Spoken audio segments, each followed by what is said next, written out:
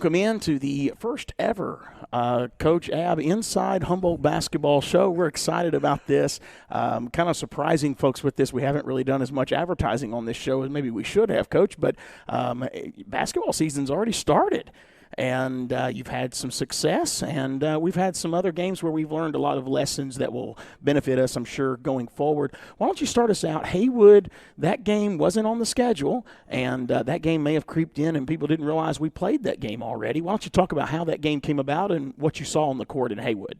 Well, first of all, Seth, that game was not on the schedule. Yeah. Which was on purpose. Yeah. In the past couple of years, we had, our football team, we had anticipating them going to the playoffs, and right. The year before, when they went to the playoff games, they went to the second round, and they played on Friday night. Yeah. And we had our first game scheduled for Saturday night, and they played, and we did not get a chance to practice at all. Yeah. They went from the football field, which, we have I think we have 7 or 8 basketball players that play football. And they went straight from playing on Friday night to playing on Saturday night. Wow. And we never got a chance to practice. So we kind of tried to anticipate that they were going to the playoffs again. Right. So we just eliminated the Hall of Fame games. Yes, sir. So this year we didn't have any, and then Haywood needed a replacement. Yeah. And we just decided to go play it because early in the season for us, we're just trying to get experience and to get prepared for our district play. And you've really done that from year one. Yeah. That's kind of your coaching style. You've done that from year one. I remember going to the Poplar Bluff tournament, and those are all really good teams, and you snagged a win or two even, in those big tournaments like that. You can surprise people, and, just because you're a smaller school don't mean you can't play big basketball. Well, as a memento, we went in 2017. We actually won 2 or 3 games, 2017, and of course we came back to Tennessee and went to Murfreesboro. That's right. And then we did the same in 2019. Okay. When we went to the state. Yeah. We did win 1 out of 3, but we won one game, but we played 2 tough teams and competed very well, and we came back and went to the championship game in 2019. Yes. So the 2 years in between were really challenging for us. I didn't think the players were committed. We had to work hard at trying to get that 2-year break we had in there. Yeah. So we knew that we were going to be young, Stefan and those kids freshman year. We knew that, and we knew that it would be a challenge. So we suffered through it. Yeah. So, and then of course last year we went back to Murfreesboro again. That's right.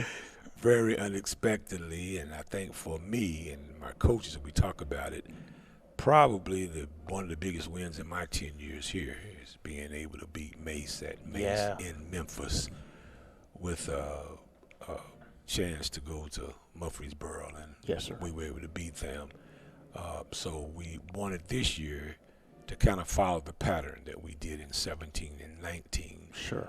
We tried to go to Poplar Bluff. To keep the omen working, but they were already filled up. Yeah. So the next best thing for us was to try to schedule some tougher people. Yeah. Which in the beginning of the season, the Sacred Heart.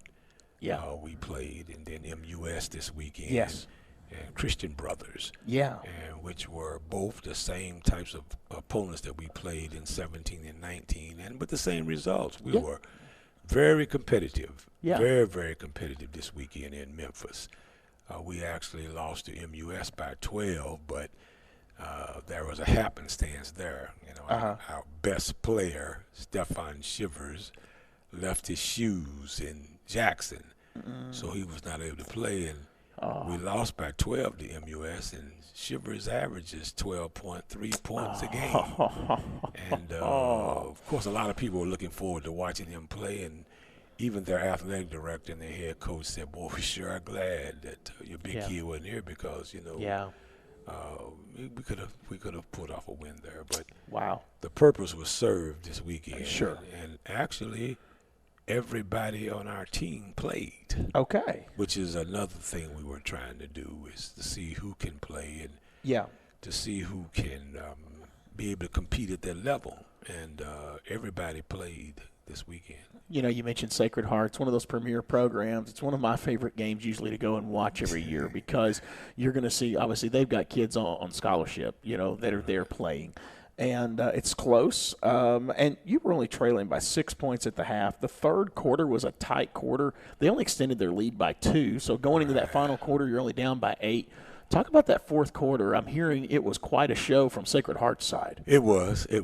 They hit everything that they threw up, every shot. And, of course, in playing a game, we all know that most of the time the team can be hot in the first half, especially shooting from three-point range. Right. And in most cases, they're not going to continue that. Yeah. But Sacred Heart did that particular night. And even their coach, who played for me, Nick Beauregard, said, "Coach, we've never shot that well." Wow. Since I've been in this building. Yeah. And, of course, they hit everything they threw up. And, of course, that happens. Sure. And, when you mention scholarship scholarship teams, Sacred Heart, MUS, and Christian Brothers are all scholarship schools. But we welcome and we enjoyed the competition. Yeah. So we fell to Sacred Heart 95-72. So when you see that 95 score, remember what Coach Abb said there in that fourth quarter. I mean, they put up 29 points in the fourth quarter, everything just falling. You said even falling down were making shots. They made everything they threw up, they made. And a lot of the shots we were like, that's not going in, and it did go in. Wow. Yes, it did. Unreal. Then you went over to MUS, which plays a different style of basketball than Sacred Heart. It was kind of more of a scrappy game from what I understand. Yeah. Which your team is built to play that way as well. I mean, you've got Fred Moore, you've got Stephon Shivers down low. Right. But I think you said Stephon could not play. Was that the game that he couldn't play that's MUS? The game that Stephon did not. Man. Stephon left his shoes in Jackson, so he didn't play the game. So you had Moore finished the night with 18 points. You had Kavante Wedley, who came in second in scoring with 13 points. Why don't you talk about that young man? That's a name we didn't hear a lot of last year, but I'm seeing him in the stat book quite a bit. Right. Kavante is a good basketball player. He did not play last year because of his own doing. Okay. He was on the team and had some difficulties. Sure. And so he didn't. We did not allow him to play for the remainder of the year. Okay. And so he has returned this year and has done a good job for us. Wonderful. It's good to see kids learning lessons and applying them the next season. Yes. And the thing is, I think we all have to remember we were all kids at one point. We all made mistakes at one point. Right. But thank goodness somebody gave us another chance. Exactly. And that's just as much as in coaching as it is, just regular life, to understand that you can overcome this and learn those lessons. And that's exactly Kavante's. He worked hard during the summer. Yeah. To get a chance to come back and compete, and now he's back. Now Thursday was kind of a like a pre-tournament game, correct? Or was that actually part of the actual tournament? Because against MUS. No, it was actually part of the tournament. Okay. All right. I may have Friday and Saturday. We played Friday and Saturday. Okay. All right. Friday and Saturday, not Thursday. We Friday. practiced on Thursday. Okay. So we continued on Saturday, and we've talked a lot about the MUS game. Let's talk about Christian Brothers. Was that more of like a speed game? How would you describe that team? They were bigger than MUS. They had a couple of players that were I can't remember what school. One of their players is going to sign with a major Division I school. And they had two of them. Okay. And they were pretty good. But they had a hard time handling Stephon and Fred. Yeah. And, we did a good job. And, again, we played everybody on our bench. Yeah. Which was the intention. Yeah. And our kids did a great job. Everyone. And I want to think that most people scored in that game against Christian Brothers on Saturday. What do you think contributed to the offense only scoring like 9 points in the second quarter? I think Fred was actually sick. Oh, okay. Fred was actually sick, so we sat Fred quite a bit. Yeah, I noticed he didn't have the points. No, we sat him quite a bit, and we played Cornell Allen quite a bit. Okay. And then I went with another one of our guards, a new kid, Zoe Hobson. Okay. Kid who's come in, a junior. Went with him, and we just had a lull. At that time. And then without, Fred's our go-to guy. And with him being out, we had to make some adjustments. The three-point play is kind of the sexy play, I guess you would say, that people like to see. I'm seeing Wedley, quite a bit shooting that. Patterson has hit a few. Right. Are those the two main guys that you would expect to see from deep? Those two and Kendrick Taylor. That's right, Kendrick Taylor. I about missed him. Yeah, those two and Kendrick Taylor. We've constantly harped on the fact that if we can get one of those three in the course of a game to hit that shot, that would make us much more prolific inside. Yeah. And right now, not only right now, but we've continually pounded the ball inside. Yes, sir. Which is our style. But I would like to see either Kavante or J.J. Patterson or Kendrick Taylor to hit those shots. Yes, sir. I hit some more of them. Right. Yes, sir. We're hitting them, and you only fell with a final score of 78-56, and it was obviously in favor of Christian Brothers there. We're going to look ahead to next week after this quick break. And our plan is for this show, Coach Ab is going to spotlight players as well as other coaches. Eventually, we just wanted to kind of kick this show off on short notice. We talked yesterday about going ahead and starting tonight, and we've had some things that have kept that from happening. We do have a broadcast tomorrow night right here from Boykin Gymnasium, and it's going to be against Ripley. We're going to talk that game as well as Crockett County, but you can watch the Ripley game right here on Viking News On Demand. We'll be back right after this. Are you looking for a job in manufacturing or maintenance? Look no further than West Rock, located at 1720 North 9th Avenue in Humboldt, Tennessee. West Rock is not only proud to support the Humboldt Vikings, but they are also actively hiring. What's even better is there is no mandatory weekend overtime. The manufacturing position starting at a competitive $19.25 an hour, and the possibility for an increase to $19.83 an hour after just 60 days. West Rock offers a great opportunity for those interested in the field. If you have an experience as a maintenance technician, the pay ranges from $21.39 to $32.88, depending on your level of expertise. Don't wait any longer to get started on your application by visiting jobs.westrock.com. Join the West Rock team as we cheer on your team, the Humboldt Vikings. Jake from State Farm. It's tough trying to make it as a streamer. Hey, you've got this. Remember, State Farm is there to support you. Besides, I think I know a guy. You want to make it big, kid? Timmy Tenders knows how. Let's do this, Gramps. I'm only 33. Give me a Y, give me a space bar, give me a space bar, give me a mouse touch, give me a mouse touch. Ah. Now talk to Chad. Who's Chad? Chad. Where's Chad? Like a good neighbor, State Farm is there. Simmons Bank presents Banking Made Easy. With our powerful mobile banking app and online banking, at the touch of a finger, you can make deposits or pay bills, view account balances and transaction history, keep a close eye on your money with helpful alerts, even customize features just the way you want them. And with our contactless Visa credit and debit cards, you can just look, tap, and go. Convenient banking from Simmons Bank. Easy, fast, and secure. Learn more at simmonsbank.com/easy. Hey Vikings fans, this is Ted Martin, former Humboldt Vikings quarterback and class of '93 graduate. When me and my fellow classmates want to follow Viking sports, we watch Viking News On Demand. In addition to live streaming of games, there are also plenty of specialty shows that keep us all involved in our alma mater. On behalf of the class of 1993, go Vikings! Are you in search of a nurturing and educational environment for your little ones? Look no further than We Pray Learning Academy, located at 910 North Central Avenue in Humboldt, Tennessee. We offer our services to children aged 8 weeks to 12 years old. With our dedicated owners, Hannah and Doris Collins, you can rest assured knowing that your family is in good hands.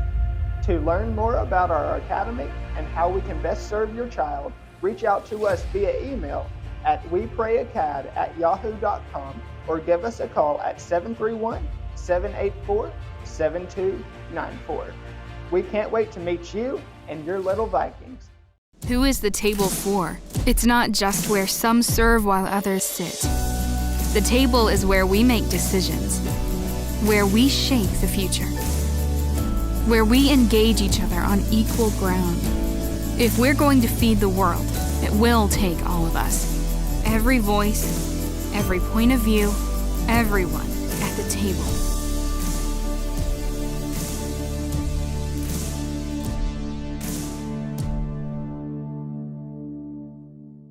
Nothing brings community together quite like a sporting event.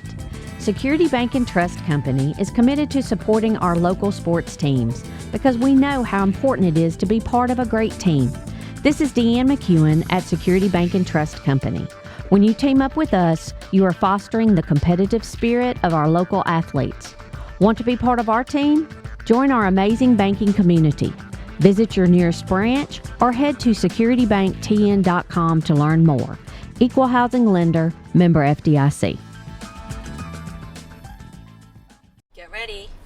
Hey girls, we're going to McDonald's. Can I get a Big Mac? Can I get a big chicken? And no onions on mine. And extra sauce on mine. No, and no pickles. sauce on mine and extra pickles. When everyone wants something special, order ahead in the app to save time.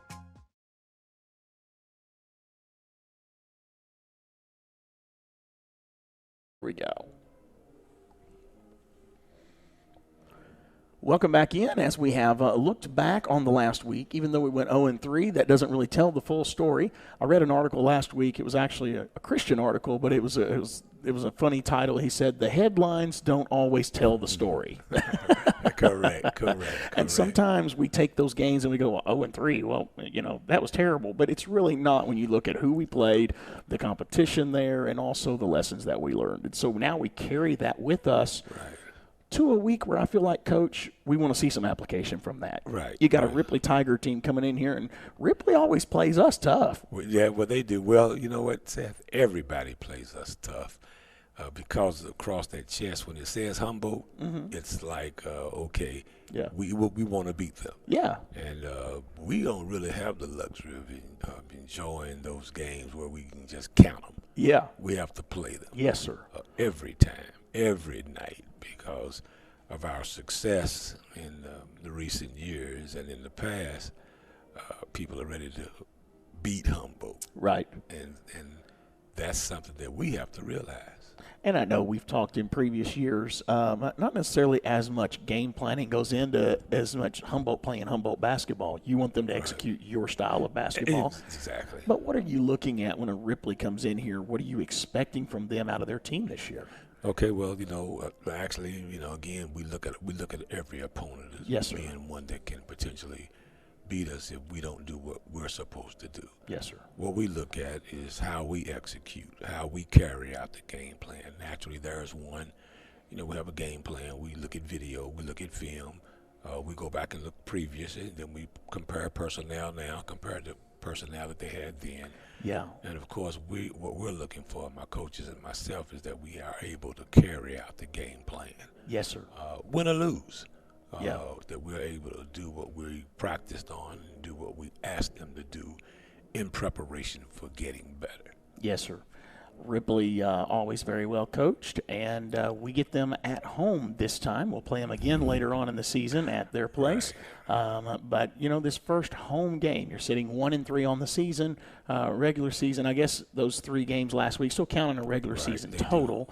But a lot of lessons learned there, but it doesn't really have as much bearing on the playoff side of things if you can win those district games, right? Exactly. And, of course, that's our goal. Yes, sir. Is to get ready for our district Now, Crockett County under a new coach this year. Yes, they are. What do you expect out of them? What do you know that coach? How well do you know him? Know him pretty well. You know, he was a former coach at Bolivar. Okay. Rudisill, who was very good there. All right. And of course, last year we actually played him. He was the coach at JCM. Oh, okay. Yeah. So, and of course, now he's moved to Crockett, but know his style and know his play. It's gonna be good. He's gonna be played. They're gonna be tough. Yeah. They're gonna play smart. You expect physical basketball as I far do. as from I that? do. Yeah. Yes, I do.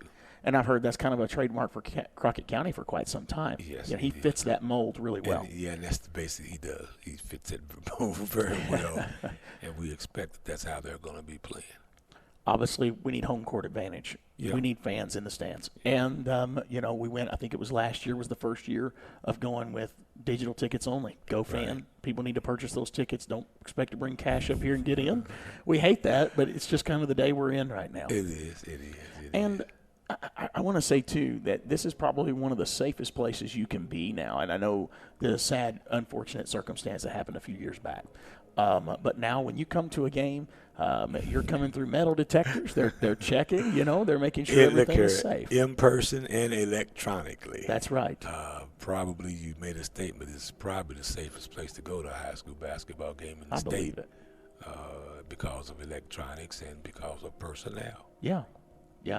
And, just make sure you purchase those tickets on GoFan. That'll speed your process along, because if you show up out here and don't have a ticket, there's a QR code. You can stand there and purchase your ticket, but it will move it right along quicker. No purchases can be made at the door other than scanning the QR code. So there's no cash, no checks, nothing like that. But we need you to support this team. It's going to be a fun team to watch. Now, when you look back, we're still looking ahead, but I want you to kind of, in retrospect, you made the statement last year, you exceeded expectations, really. You made it to the Glass House in Murfreesboro. You won that game. Not that you didn't believe in the kids, but it was a young team. And here we go this season. Are you already seeing the growth where they built on last year? And if you do, how? Where's that growth at? Oh, yes. Definitely seeing the growth. My coaches and I were talking about it, and we go to practice now. And even in games, even at Haywood, how much more mature we are mentally and physically. Yes, sir. I seen a time when they were freshmen, they would come to the sideline. Were they pushing us? Are they pulling us? Are they grabbing my arm? Are they grabbing my hand? Well, now we hear less of that, and we engage, and we teach our kids to be physical. If the officials let you play, then play. Yeah. If they call it tight, then you have to adjust. Yeah. So, but it seems that they are letting them play a little bit more. I was about to ask you, you're 4 games into the season. Is the officiating, I know it's frustrating. They'll always miss calls. They're human. Yeah. But pretty happy so far this year? Yeah. And they seem to be letting them play. And so, we have to coerce our kids and tell them, hey, man, they're letting you play. So don't worry about fouling. Mm-hmm. Don't worry about a push or a shove. You just carry through and you just finish the play. It did seem like, I can't remember which game it was. I was looking back over the score sheets. I wasn't able to be there in person, but it did seem like there was one quarter where we got into a little bit of foul trouble. I think it was like a second quarter, if I was reading it all correctly. And but I may have been misreading that score sheet. Did it look like last week that we did have a little bit of foul trouble there? Yeah, we in did. Memphis? Yeah, we did. If I remember, it may have been MUS. It was MUS, and again, I don't know. Yeah. That the officials, and a lot of that goes against Stefan Shivers. Yeah. I don't know if the officials know how to call a game. For example, on defense, he put his hand straight up. The kid attacked his body, and they called a foul on him. Yeah. Well, that's not a foul on him, a block. That's not. He put his hand straight up. He's entitled to his defensive position. Yeah. And they called a foul on him, and the kid hit his body and fell. Yeah. So the official called it on Stefan. And I see that a lot. I also see that, our game is real strong inside, and the officials don't appear to be doing a very good job of protecting our shooters inside, which happens to be Fred and happens to be Stefan. Yeah. And in most instances, the players that are trying to stop them are smaller. Yeah. Are not as strong, and they seem to a lot of times, penalize us. Yeah, penalize the big man. The big guy, yeah. which is a little frustrating. But sure. Trying to teach Stefan and Fred to keep on playing and play through it. on any given night? Do you have 5 coaches on the sideline? I know you have 5 coaches on your staff, but does everybody sit out on the sideline? Yeah, usually, but we haven't had not that case yet because all of those 5 coaches comprise of the middle school coaches. So that's right. We're all of the same staff, and those middle school coaches, Coach Vonner, for example, who's the head coach of our middle school, is also our strength and conditioning coach. Right. And then, of course, Steve Shivers is one of our assistants. So normally most nights it's going to just be pretty much as Marcus Butler, Adrian, and myself. Yeah. We've had quite a few instances where it's just us 3. Yeah. I don't even know if we've had an instance where we've all 5 been at the same time once this year. And of course, usually that happens after junior high ends. I noticed Bonner was a little more, and I didn't know if he was even just kind of learning the ropes. Last year was his first year with you, but he was very vocal in that Trenton Peabody game. I remember standing in there, I was taking pictures, and y'all were coming out of halftime, and he was talking to Fred Moore and Stefan about underneath. Peabody was guarding a certain way, and he said, when you go to one side of the goal, they're looking at this hand, but use the other hand. And he was very, very vocal with them. And so I figured it was either him learning the coaching staff or just kind of coming out of junior high, being able to be a little more vocal with high school. Well, like I said, once I think that was in the district. Yes, it was. And once junior high is over with, then they're full time with varsity. Yeah. And usually coaches the big guys. Yeah. And do a great job. Oh yeah. Him and Adrian Ingram. And what we try to do is, like I said, they're bought in. Yeah. And then, and very valuable pieces of what we do. Yeah. Have a great coaching staff. Look forward to having them join us periodically throughout this show. We can kind of get into more of the specifics of what they do and kind of pick their brains as well. It's going to be a lot of fun. And then periodically, I know your team's a little bit smaller than a football team per se, but periodically we'll have some players joining us as well.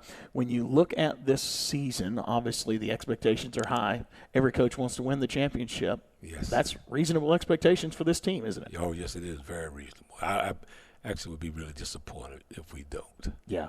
Because I think they're primed. I mean, we went through that 8-win season as freshmen, and which was very frustrating. Well, yeah.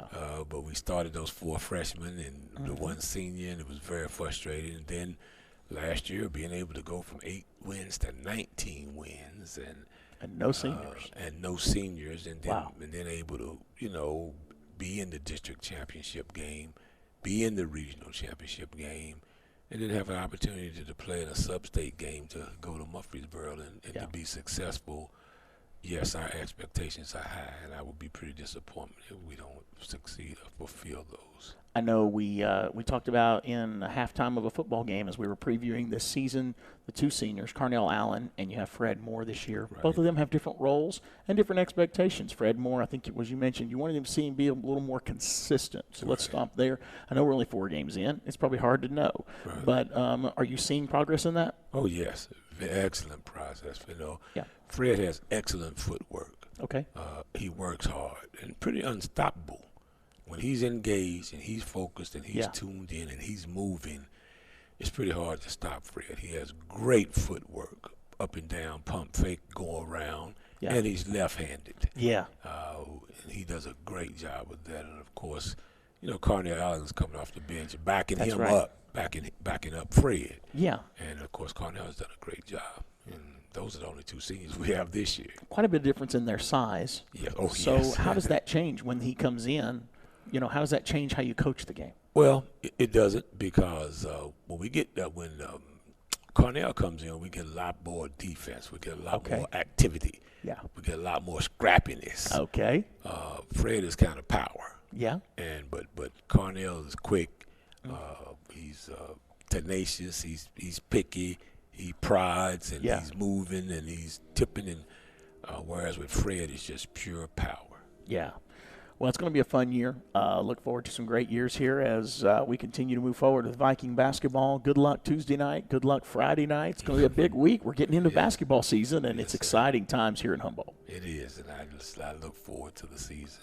Make sure you join us next Monday night. We'll be back with another show with Coach Ab inside Humboldt basketball, and there will be a few more inserts to the program as we go. We'll add some things. This is just kind of a debut of this program. It's going to be a great year. Keep following us right here on Viking News on Demand. Thank you to all of our sponsors. Make sure you go to GoFan, purchase those tickets now so you can come to these games on Tuesday night and Friday night of this coming week.